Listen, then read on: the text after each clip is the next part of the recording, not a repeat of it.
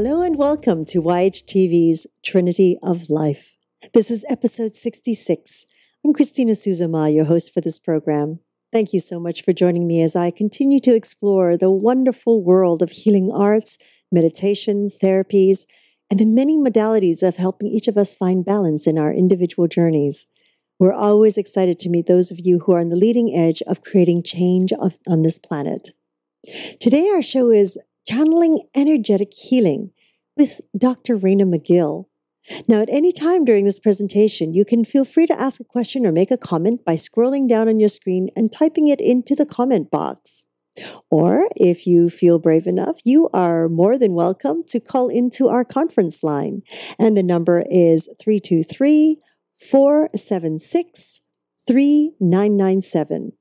And your participant number is 607-393-pound.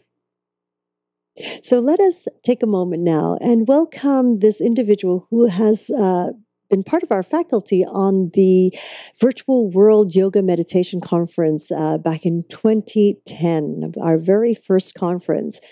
An amazing, amazing woman that the more I've gotten to know, the more that there is just so much to tell and share that I do believe we could go on and on with one show weekly with this individual, who also, if you watched our previous episode with Dr. Mikio Sankey, is an esoteric acupuncture and is also an energetic channeler. So let us welcome together Dr. Raina McGill. Hello, Dr. McGill. Hi, Christina. Thank you for asking me to be on the show.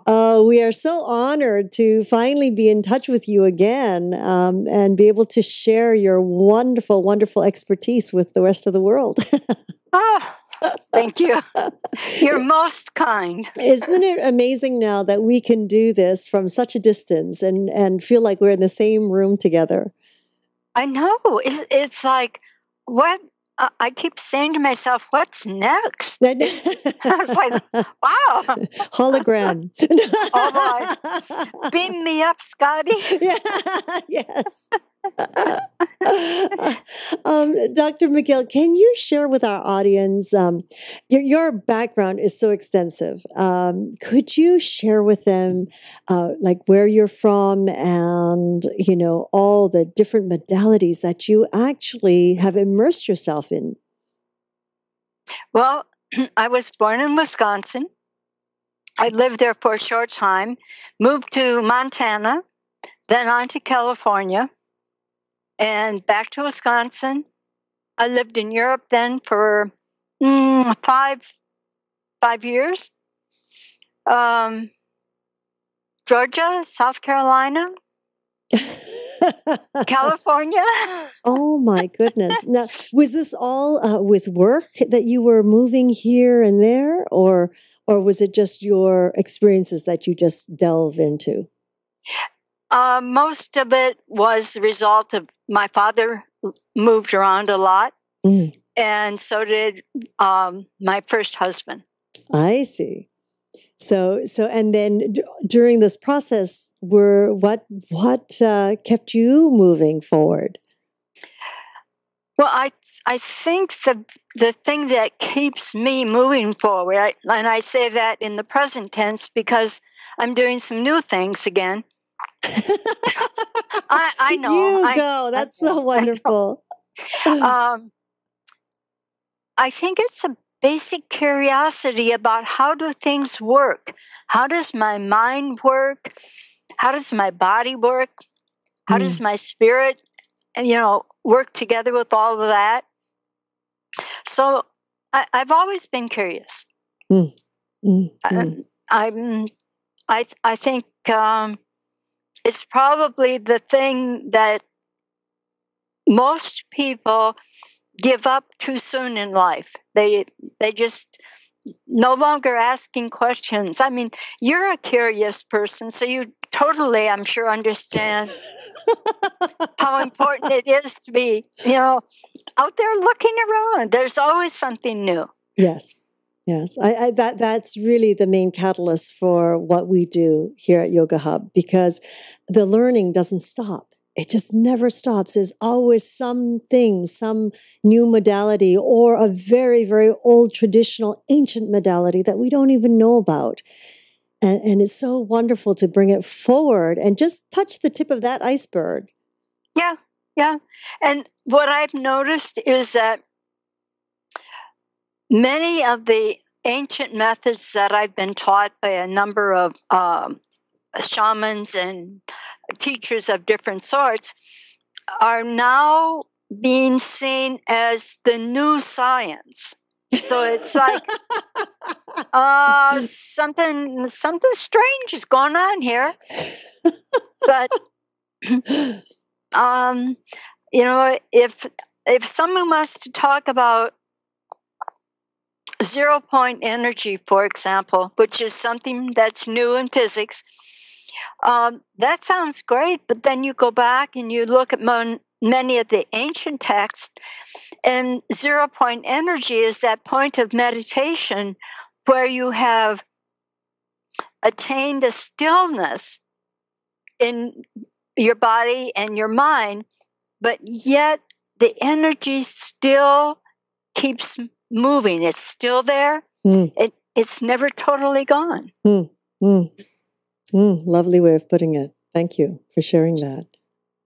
So Reina, during your journeys, how did all this come about? How did your journey into the healing arts of acupuncture and energetic healing, how did that all come about? Was it from childhood that you knew you were always curious about this side, or was it in your adulthood? As a child, I was always curious, and I also had the ability to see things that other people didn't see. And that included energy fields around individuals. And such as an aura? An aura. And sometimes it's now called the biofield. It's the same thing, just, an upgraded word. The scientific side of things. Right. And so I went about my business, raising children. And then I was introduced to a group of people that were with what was called spiritual frontiers. And it was a group that was very active in the 50s, 60s, and probably up into the 70s. And they were interested in psychic phenomenon of all types. And so through them, I discovered that what I thought was normal and that everybody did every day, and why talk about it, was not. And from that point, then I went on to the University of Minnesota, went back to school, and obtained a degree. It's called independent major in 3 fields, because I was interested in, at that time, studying more deeply parapsychology, because I wanted to understand how it was that oftentimes people could know things through other than their normal senses. How sometimes people could lay hands on and people would be healed. I had a great curiosity. I knew from my own experience that happened, but now I wanted to be able to substantiate it through a scientific method. And so that's kind of where my story took me. And since then, I've had the opportunity to work with a variety of indigenous medicine people. I've worked with, I spent a few weeks one summer at the Rhine Institute at Duke University quite some time ago. I finally, I think what happened was I was ready to change careers again. And After first you had your this family, that was the first chapter of your life. Then you joined this organization. That was the second chapter of your life. And then you went back to school and did your master's. Yeah, but the latest thing I'm doing, I think, is a combination of all of the things I had experienced and had taken part in when I was younger. Because what I do now with the esoteric acupuncture and with channeling energy is I no longer need to have a scientific proof. I know it works. And I know it's been scientifically substantiated for at least 40 years. And that does not mean it's been accepted. It just means experiments have shown it actually exists.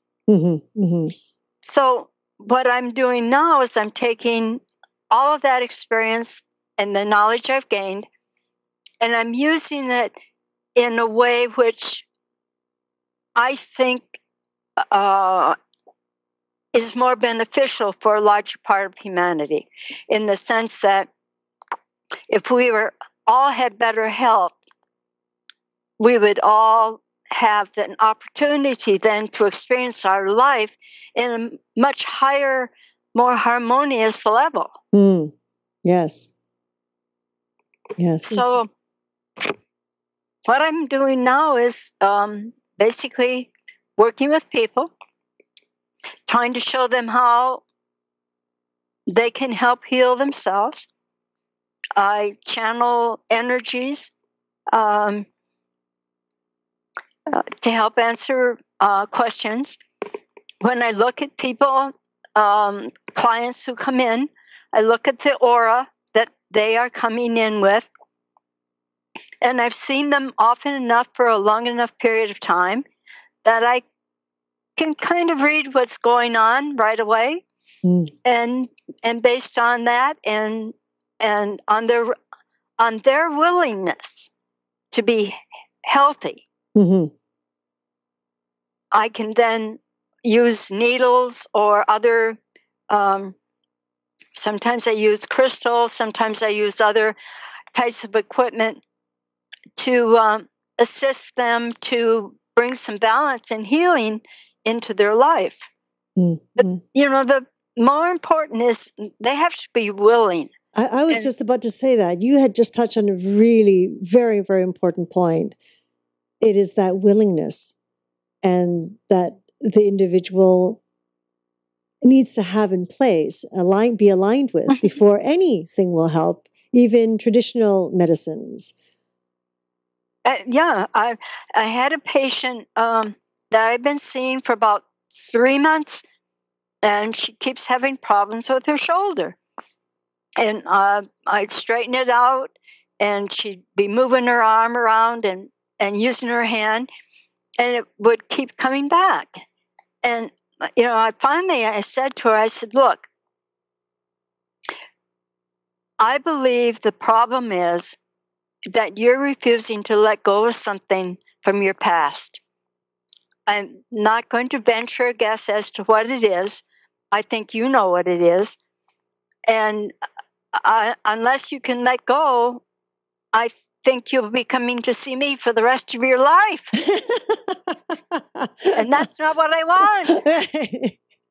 I got an email from her about 4 or 5 days later, and she said, I thought about it. You're right.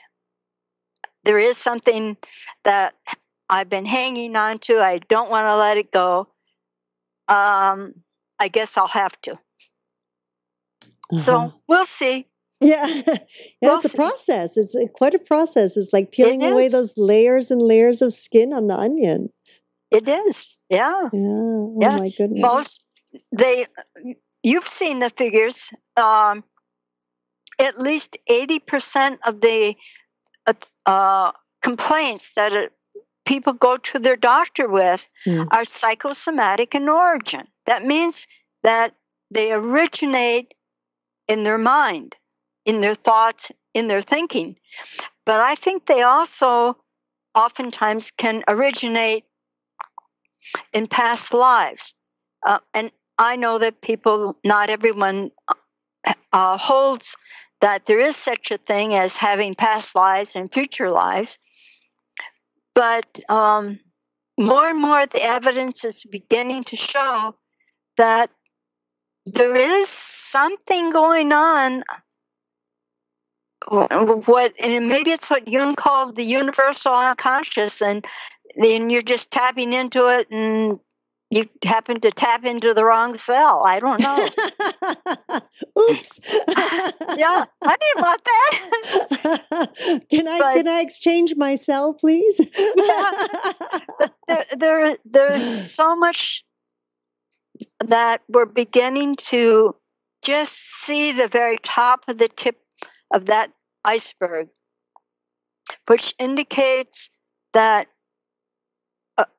based on what Einstein told us, new energy is not created. It's just old, recycled again and again and again. And maybe that energy carries a vibration of remembrance for a particular type of illness or condition. I'm not saying that I can prove that. I'm just saying my experience has been that when I work with some people and talk with them about the possibility of what they're experiencing being related to another time and place, and I go through a couple of processes that I do, that after that's done, the problem is gone and it doesn't return.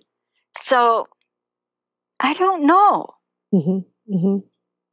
I'd like to believe I did. But you facilitated. Yes. Yes, that's part of the channeling, isn't it? Is being able to facilitate that side of it. And I do. I mean, in life, once we're conscious about something and become aware of something, it's easier to acknowledge it, honor it, and allow it to move on. So, well, that's the most important thing you just said, to move on. I tell my friends and my colleagues and anyone who will listen to me, look, if you know the 23rd Psalms, it says, "Yea, though I walk through the valley of the shadow of death, I fear no evil." Well, the operative word is I walk through. I don't set up a tent beside the river and stay there for my whole life. Come on. I keep moving. It's like, okay. Yeah. You can stay there if you want, but it's not very pleasant. Keep moving. Yeah, keep moving. There's a lot more to see. Yeah. It's very well put. So Raina, so now today we're focusing on the topic of energetic healing and channeling energetic healing. Can you articulate what that actually means, what it encompasses? Well, I believe in the simplest terms, when I say I'm channeling energy, I'm not doing something that, first of all, you can't do or anyone else. You can do it. It's you have to make a decision to do it. But it's like directing the energy to a certain place. And that place has, let's say, turned the switch on. In other words, they indicated that somehow or other they're open to receiving the energy. And a good example is, think of how the energy leaves an electrical plant and it travels on wires, goes everywhere.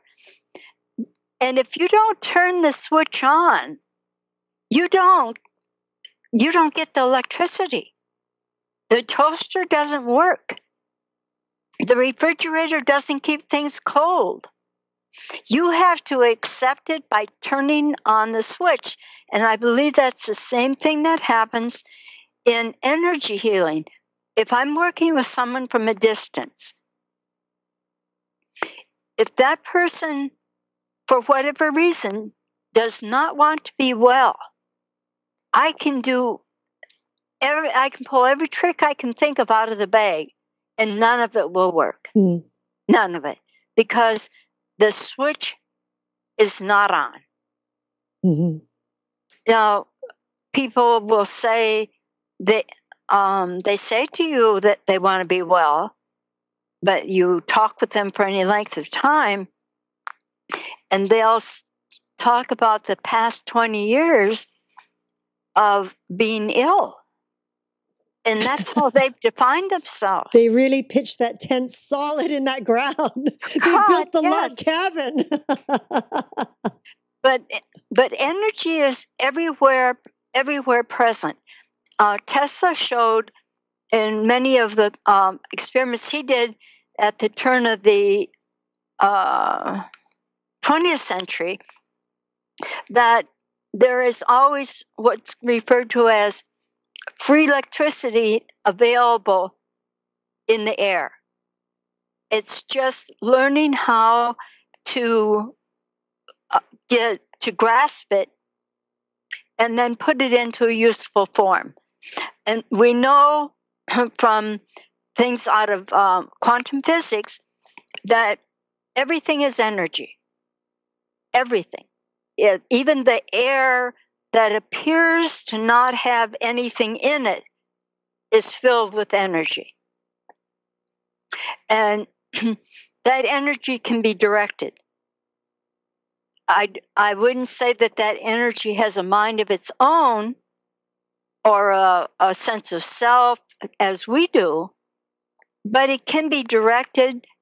It can be encouraged to come or to go. Mm. But it takes a little. It takes a little time.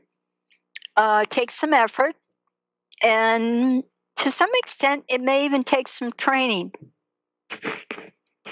But it's available. Now, when you connected with this, or did you have training for this, or because of your path, you just sort of intuitively connected with it? I intuitively connected with it, but I've gotten training. I have level 1, level 2 Reiki master. Mm-hmm. I have studied with an American Indian medicine man. I've studied, well, actually 3 Americans, a Peruvian, and also a Mexican shaman or cuandaro. And through that process, I've learned new things. I've learned new techniques. But I did have some basic ability that was just a natural part of who it was that I came into this life being. Mm.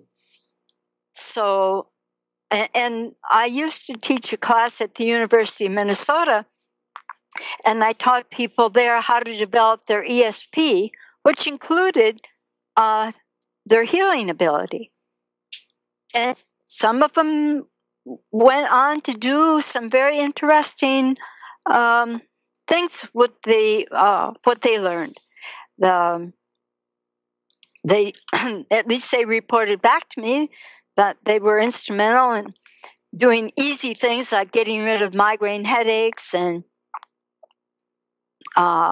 basically headaches, back pain, and the back pain, they did that without doing massage. They did that just by holding their hand at a distance from the area that was painful and sending energy into that area that was painful. And the pain left. And these are students of yours that had never had any training for Reiki. No. Of such. They were studying ESP with you? Yeah, and this was before I even had any Reiki training. Oh my. So, yeah. Oh my goodness. Yeah. How wonderful. How wonderful. I think it's always very interesting to track the path of individuals and the directions that they go. So now, I'm coming back to this connection of energy and how one knows, or how would one know when they have connected or when they are aligned with the energies? I mean, it could be for oneself, it could be for healing oneself, isn't that correct? Or yes, or using it to help someone else. Yes. Mm-hmm. There's a couple of things that seem to be pretty common. Most of the people who do it well have a sense of empathy, but not sympathy for someone who is ill. Sympathy would be when the person looks at the ill individual and thinks, "Well, I'm healthy, therefore I'm a little better than." Mm. And empathy is someone who looks and sees that there's illness in the other person, recognizes that they themselves have had some times of illness, and out of that feeling of compassion, directs the attention towards the individual who is not well. And I used to, when I'd see an ambulance go by, I would bless whoever was in the ambulance. That was my way of sending energy to someone I had no idea who they were or what was going on or what they needed. But I felt that the soul or the spirit would use that energy in the best way possible. I didn't direct it, in other words, and say, "Oh, well, you have to go this way, or you have to go that way, or you have to do this or that." Just basically sent out the energy to the situation with the understanding that something more intelligent than myself would know where to direct it. Interesting. It's really lovely to hear you say that, because it's something that I have done for a good part of my life. When ambulance or fire, every time I hear a siren of some sort, yeah, it's just sending blessings in that direction, non-specific. And ever since having a child, that's the first thing that I taught my child was send blessings. Every time he hears a siren, so it's very interesting to hear another individual that does that. So. I don't you think it's a good idea? I do, because I know if I were in that situation, I'd want as many blessings as I could get. Yeah, me too. Yeah. Yes. And there's no pressure. Yes. You're not trying to make something happen. You're offering a gift. Mm-hmm. And it's and that person doesn't have to accept that gift. There are a lot of people that might be in those ambulances that had made a decision to die, and they were committing suicide, and they were kind of unhappy that they might not be successful. Yes. So I know that there's always the opportunity for a person to say no, and that's, we have free will. That's what that's all about. You can say no, and that's your choice. When you say an individual can say no, they can say no to giving giving the energy as well as accepting the energy. Yes, you can do. No goes in any direction. Mm-hmm. I don't know. I don't understand why a person would not be willing to give energy unless they were in a situation where um, they their energy was, you could think of it as being sucked dry by a vampire. And there are situations like that, and we've all been in them, where it seems like a person comes in the room and they're all down and and and then they go over and they sit or stand next to the person in the room who seems to have the most energy, and suddenly you begin to watch, and the energy shift occurs right before your eyes. The person who was so bright and sparkly and life of the party becomes more moderated in their responses. And the other person that came in kind of in a grumpy gloom mood is exciting and talking and yakking. Well, there was an exchange of energy, probably unbeknownst to both of them. But it still occurred, and it was like energy was trying to find a balance.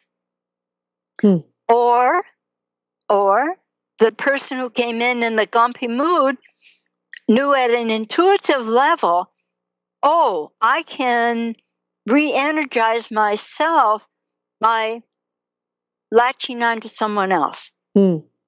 I don't think that's right. I think we should all learn how to be our own energy creators.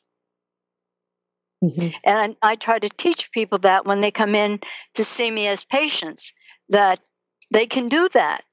It does take a little bit of time, but so does everything else.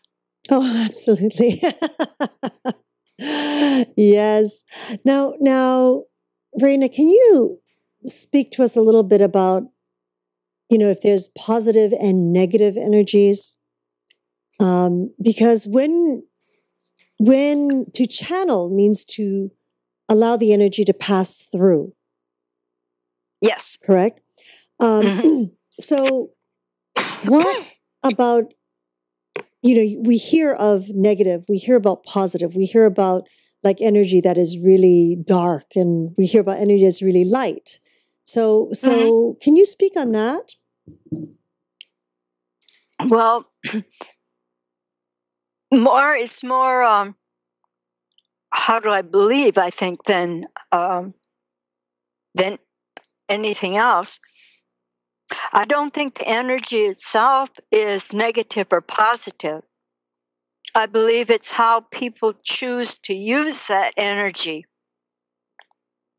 is what determines whether it's positive or negative. Electricity can be used to electrocute a man, or it can be used to heat the vicar's teapot. And it's the same energy. And yes, I do believe that there are pockets of negative energy. I think there are people who, for whatever reason, have learned how to use energy in a way which is detrimental to other people and eventually to themselves. When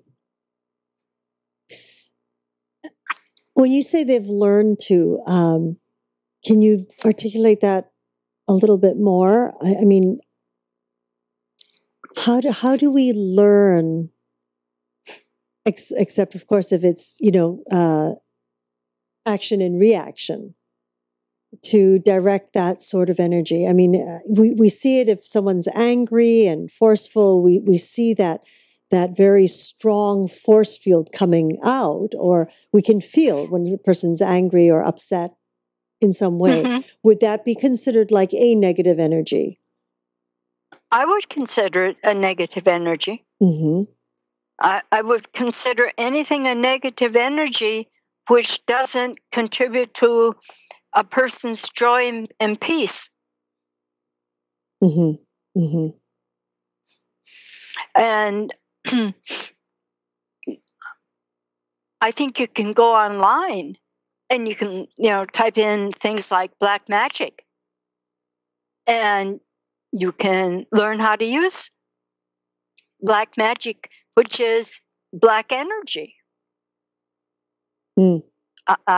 That's not new. That's That's been around for a long time, and sometimes people like Aleister Crowley, who was supposedly a member of, I think it was the Golden Dawn, used negative energy extensively to accomplish the things that he wanted to accomplish. Mm. There's, Hitler had, during his reign, he had a whole section, a whole department on occult studies. Mm.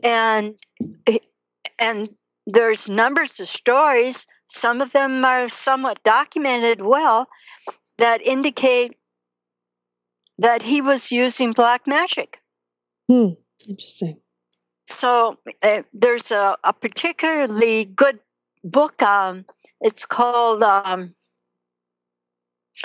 The Sphere of Destiny by, I believe it's Ravencroft, which has been, I think, pretty well researched on the uses that Hitler and Himmler and some of the other people that he had around him, how they used black magic.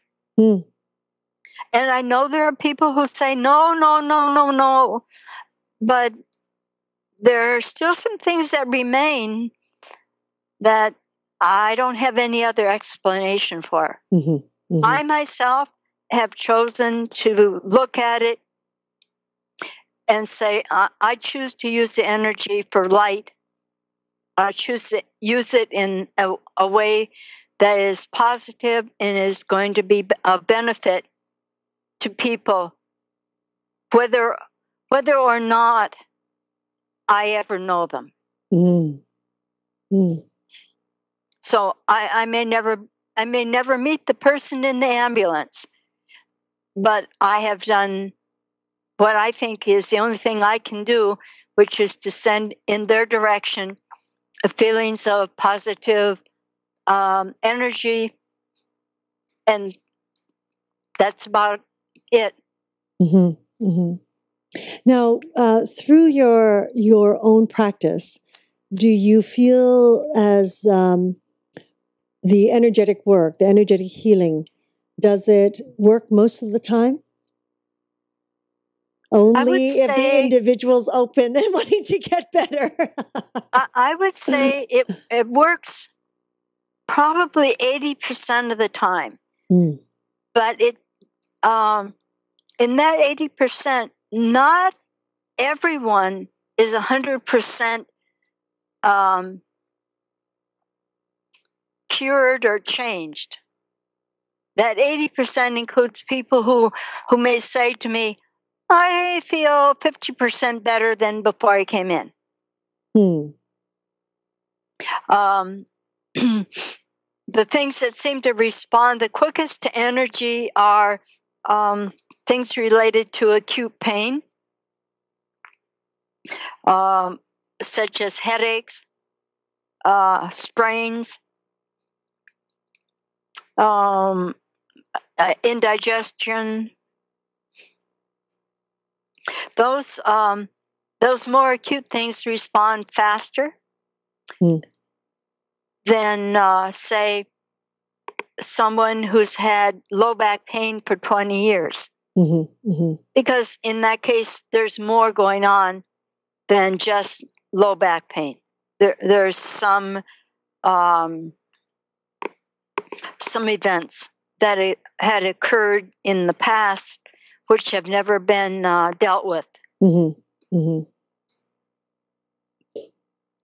And with this energetic healing, what if an individual, for example, who has a lower back pain, but that's also due to surgical procedures that had been done in the past?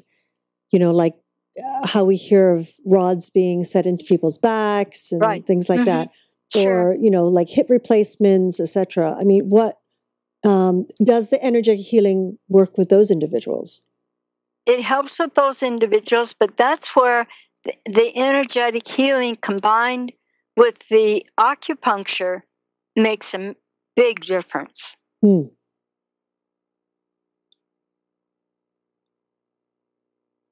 And can you explain that scenario? Okay, let me just, there's something, it's fairly new in acupuncture. It's called battlefield acupuncture.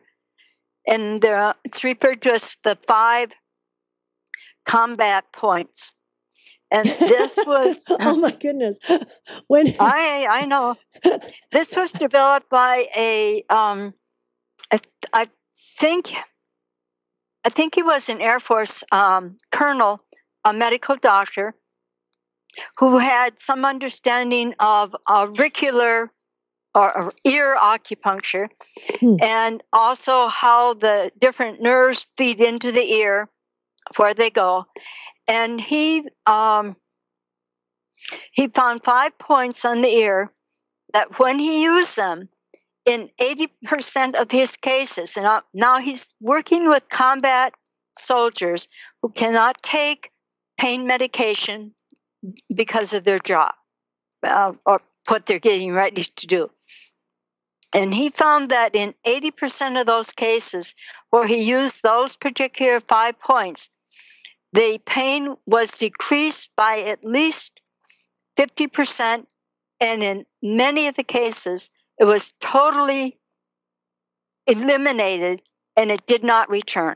And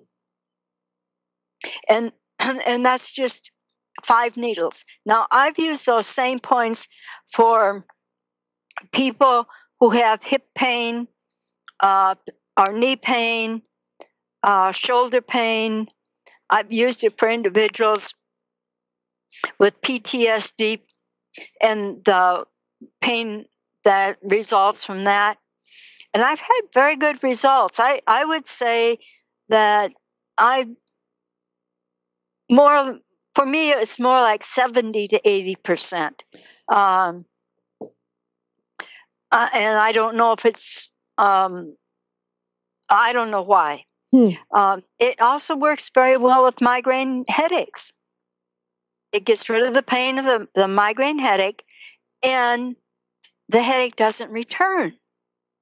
That's interesting. And it's just these 5 points on the ear itself. Just 5 points on the ear itself. And yes. And are these as some of the audience might not know, but they have different acupuncture needles. They have the long ones, which, when we come to see you, you'll insert into us. And they also have the press needles that you leave in for several days. These are press needles. So you do leave them in? Yes. Mm-hmm. They stay, and most people, they'll stay in anywhere from 2 to 7 days, depending on how oily the skin is, how dry it is, how much the person is poking and prying on their ears. Because you can remove those little, but I call them ear tacks, but you can remove those. Now, Rena, is it to both sides, like both ears, that you would insert in these particular points? Actually, what I do is I have 2 points I start with. So the individual comes in, I have them activate, like, for example, let's say they have hip pain. I ask them to walk up and down the stairs until the pain is at least a 6 or 7. Wow. Then I put in the first 2 needles and I ask them to walk again. if at that point the pain has been reduced by 50%, I put all the needles in one ear. If it hasn't been reduced by 50%, I then put the needles also in the other ear. And the results have been really great. I've learned since I left school, I've learned a lot of new things that new acupuncture techniques that were never taught in school. And I understand why, because they only have so many hours to teach you, and so you only get the very basics.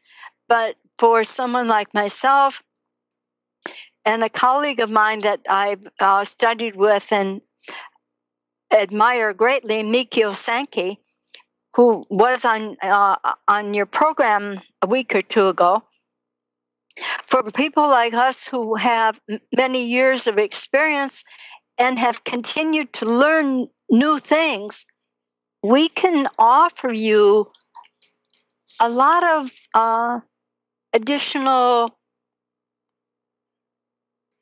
healing, a lot of additional what we call balance and harmony in your system.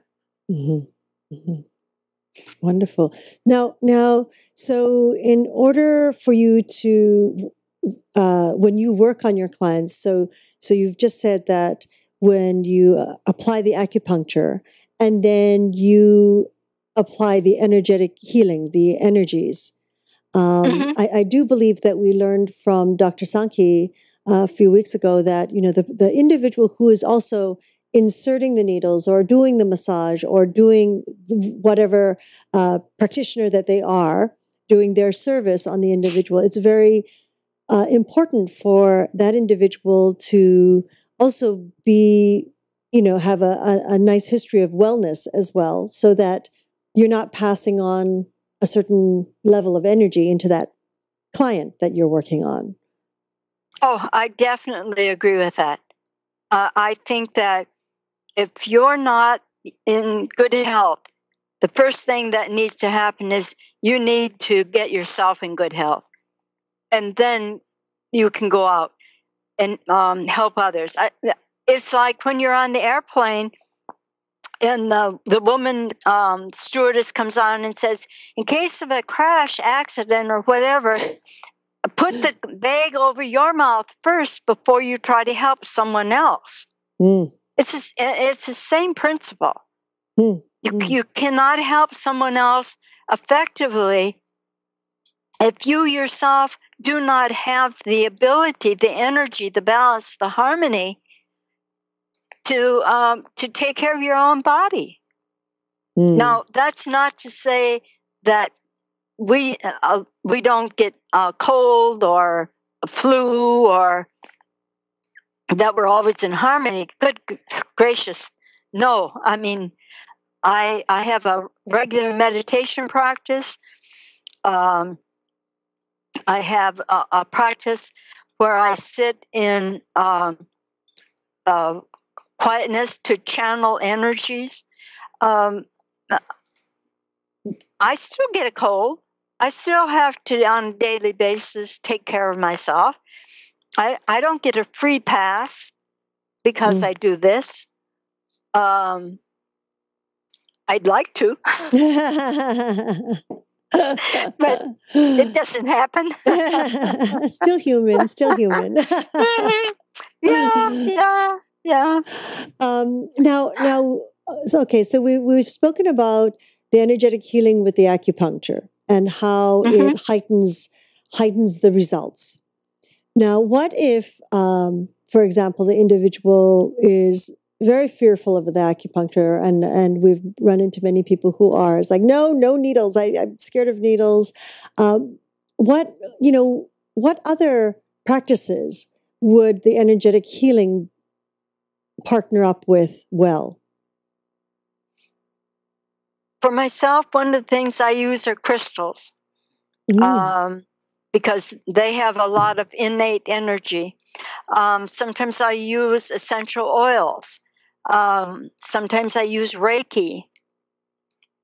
Sometimes I use, it's a little device that emits a microcurrent that rebalances the charges in the cells of the body.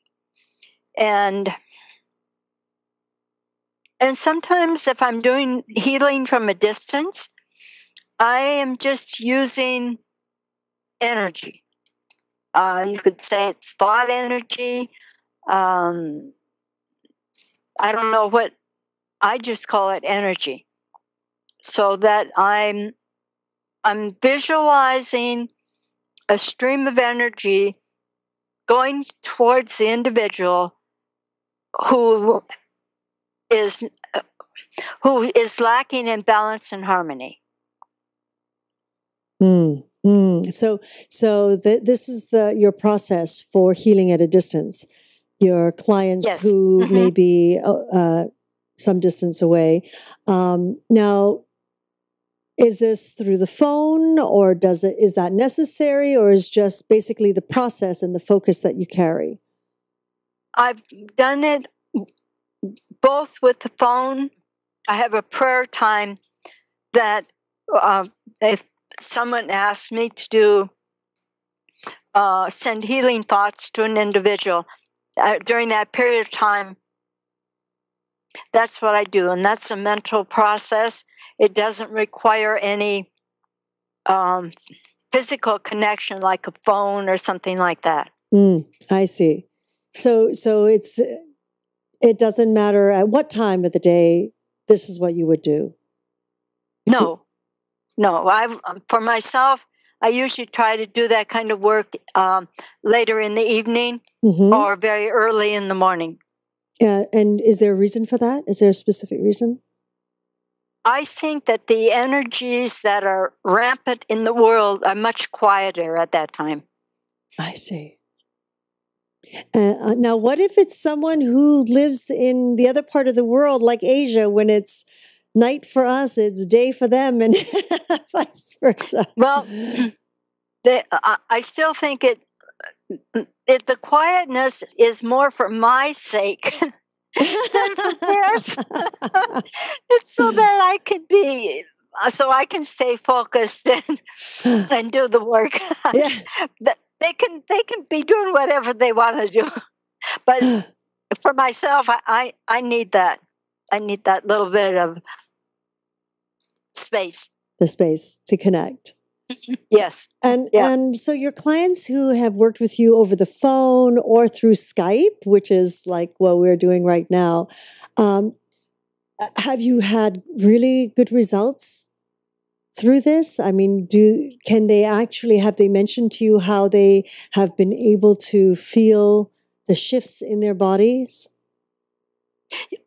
What I would call the success rate of it is probably 60 to 80%. And what they say they feel is the headache went away.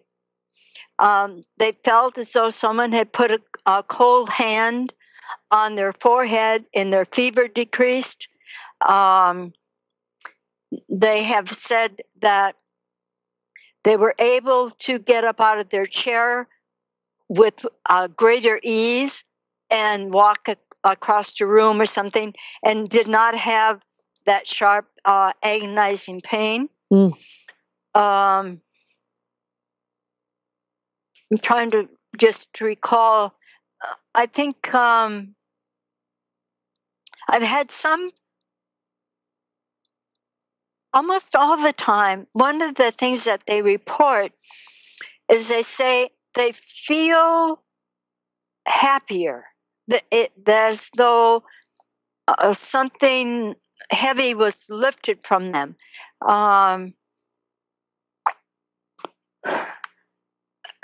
And I don't know how to categorize that. It certainly is not necessarily a physical thing, but it is something that is definitely reported more often than not.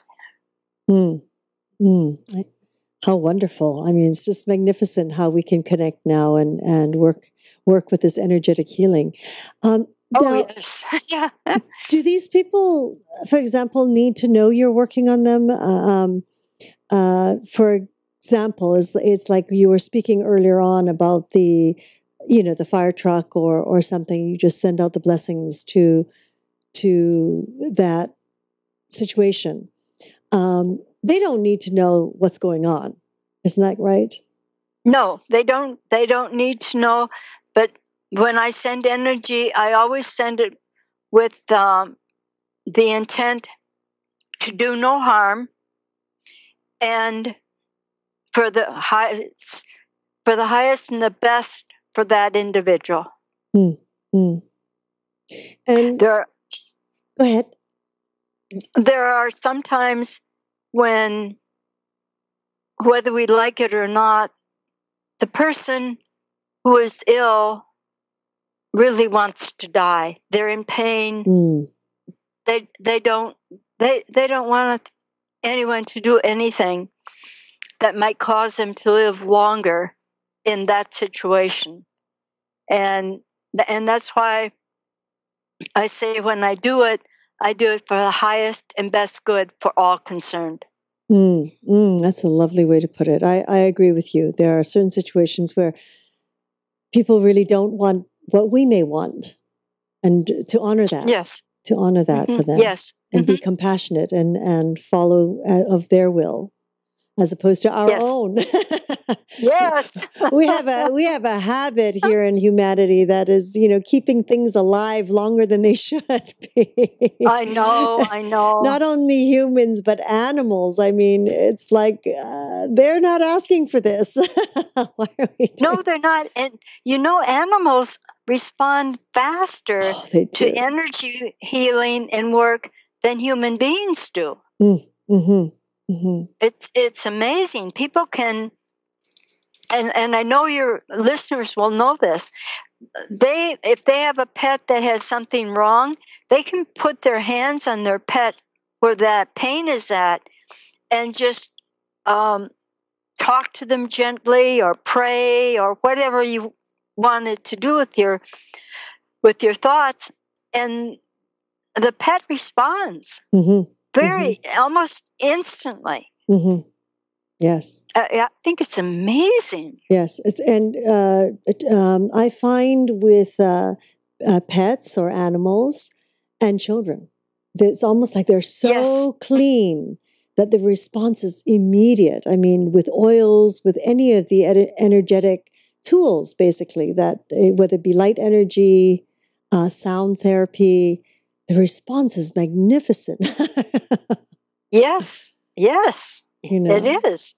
I wish we could all be so clear. Yes, I know. It's like, what happened to us, right? Yeah, we chose the wrong cell. No. I don't know about that. Yeah, I don't know about that either. That was just kidding. Now, how do you feel like, for example, your thoughts on this? Because, energetic healing, from what I have gathered from you, works in all realms. I mean, all levels of life, daily life and distance work, positive and negative thoughts and fields. What about if in a situation where you clearly the individual that you are seeing or need to work in the same room with, etc., you know that they may not like you, if I can be as blunt to say that, or you may have something, and you don't know what it is, but you may not like someone for whatever the reasons are. How about using energetic healing in that form, in that realm? In that realm, I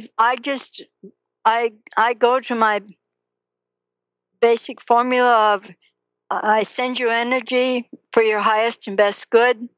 I bless you, and I know that you're on the path to wherever it is you want to go.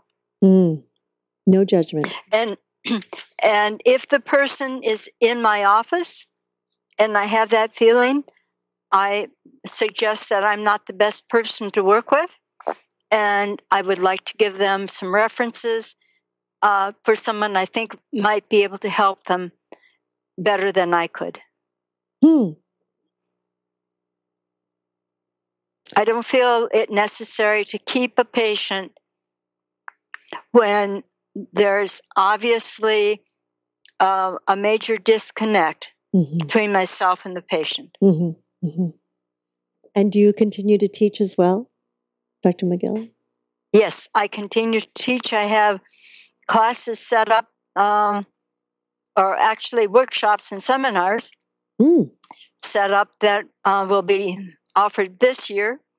And I'm doing a series of classes beginning in, I think it's the end of January, on healing the pain body and esoteric healing and things of that nature. Well, you have to keep us definitely updated on all of that. So I was excited. Oh, I'd love to. Yes. And what is your website that people can also contact you by? HealingEnergyCenter.com. HealingEnergyCenter.com. And on that note, thank you so much, Dr. Rena McGill, for sharing your time and expertise with us here at Yoga Hub and with our communities. And we look forward to having you back. I'd love to. I so enjoy talking with you. It's such a pleasure. Thank you. It's always fun. It's always fun. And we definitely will connect again. And of course, we'd like to thank Segovia Smith and the Yoga Hub team for making this possible for all of us. And to each and every one of you for joining us in this new platform of education and information. We're grateful for your continuous support and look forward to hearing your feedback on how we can serve you better. We invite you to join us live on Tuesdays for Magical Medical Tour at 10:30 a.m. Pacific, 1:30 p.m. Eastern. Wednesdays for Trinity of Life at 11 a.m. Pacific, 2 p.m. Eastern, followed every other week with Flowing into Awareness with Anatara. And of course, again, we are always very grateful for any feedback that you might have. Please contact us at 818-LETS-TALK. 818-LETS-TALK. Until next time, namaste.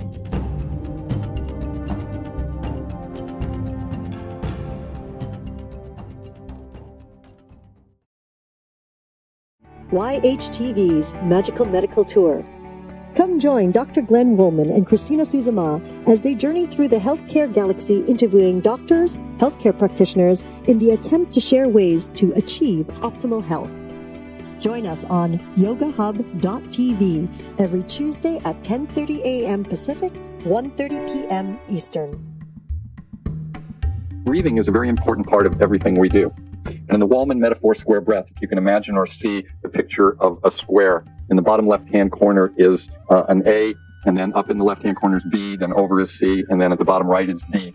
This is the metaphor square breath. If you think about it, when a person is born, the first thing that they do in life that declares that they're an individual is to take a deep breath, and that's inspiration, and we make that inspirational.